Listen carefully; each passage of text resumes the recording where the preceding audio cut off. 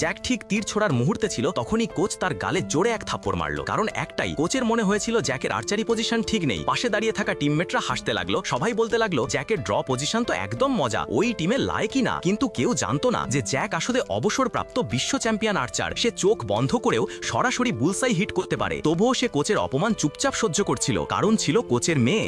Jack তাকে ভালোবাসতো, আর তার কাছাকাছি থাকতে হলে নিজেকে নতুন খেলোয়াড়ের মতো ভান করতে হচ্ছিল। এরপর বারবার জ্যাক কোচের বকাঝকা ও অপমান সহ্য করলো, কিন্তু মনে মনে ঠিক করে নিল একদিন সবাইকে আসল প্রতিভা দেখাবে। সুযোগ খুব দ্রুতই এসে গেল। তাদের টিম একটি বড় টুর্নামেন্টে নামলো। প্রতিপক্ষ ছিল আগের চ্যাম্পিয়ন দল। সবাই দারুণ নার্ভাস, শুধু জ্যাকই শান্তভাবে দাঁড়িয়েছিল। প্রথম রাউন্ড শুরু হলো, প্রতিপক্ষ সহজেই বুলসাই হিট করলো। এখন জ্যাকের পালা, কিন্তু জ্যাক ইচ্ছে করেই তীর লক্ষ্য ভ্রষ্ট করলো। কোচ রাগে ফেটে পড়লো। তার বিশ্বাস হয়ে গেল জ্যাক পুরোপুরি অপদার্থ। শেষ রাউন্ডে পৌঁছতে পৌঁছতে তাদের টিম অনেক পিছিয়ে গেল। প্রতিপক্ষ দল তো আগে ভাগেই জয়ের উদযাপন শুরু করে দিল। ঠিক তখনই জ্যাক সিদ্ধান্ত নিল এখন আসল খেলা দেখানোর সময়। সে হেডফোন পরলো এবং গান শুনতে শুরু করলো। এটা দেখে কোচ চিৎকার করে উঠল, আর প্রতিপক্ষ দলও হতবাক হয়ে গেল। কিন্তু পরের মুহূর্তেই পুরো মাঠ স্তব্ধ হয়ে গেল।